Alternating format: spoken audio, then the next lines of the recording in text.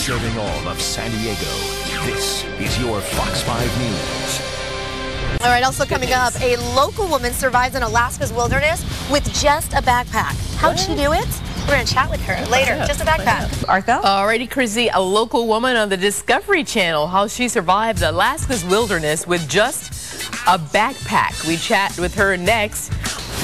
All right, welcome back. 9 strangers abandoned in Alaska's wilderness right before winter. That just does not sound fun. How do they survive with just the clothes and gear on their backs? Local fitness trainer Kimberly from Chula Vista is here to tell us about her experience. She did it. Discovery Channel's new series, Out of the Wild, the Alaska Experiment. Good morning. Thanks for being here. You I have to say this because I'm sure people at home are thinking that you don't look like a type of lady that would just be dropped in the middle of Alaska. I know. I think that's kind of why they picked me. They didn't think I would last. You know, us San Diegans are tough. So how did you get involved in this?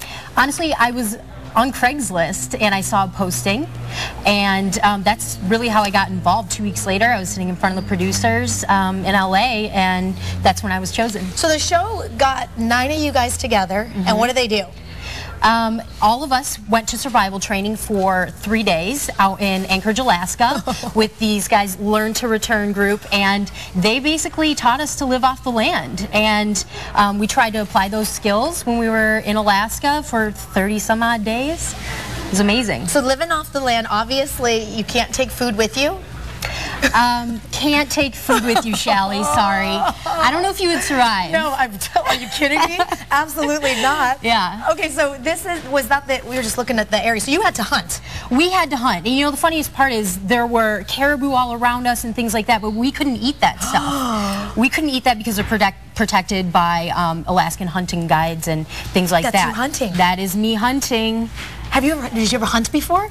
I have. I've been with my dad. I grew up around it, but I never really, you know, shot the gun and things like that. You know, I just want it made for me. Okay. Don't we all? Seriously. So then you also had to learn how to make weapons, because they literally gave you nothing. You weren't allowed to take anything with you?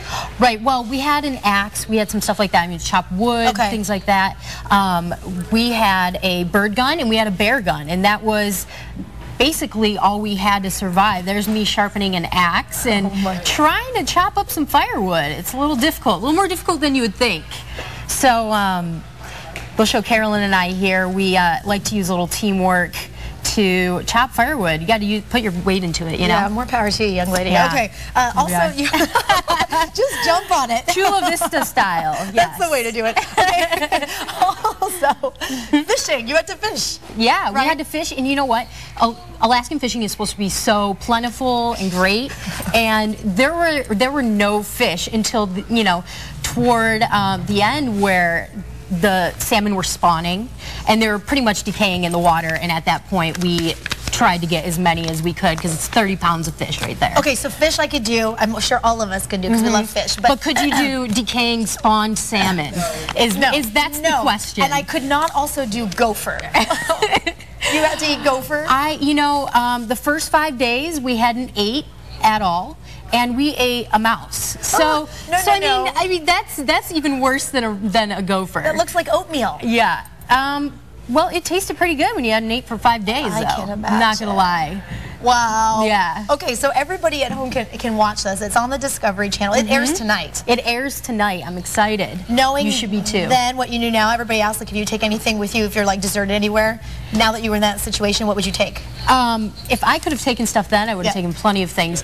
But matches? Matches. Yes, because all we had was a piece of flint and a knife, and that's how it was tough. I mean, starting fire, a little more difficult than it seems. Rock on, sister. Rock on. I'm so proud of you. Showing that ladies can do it. And I love that jumping on the wood. Yes. Chrissy loves that too. That's how I envision her breaking wood.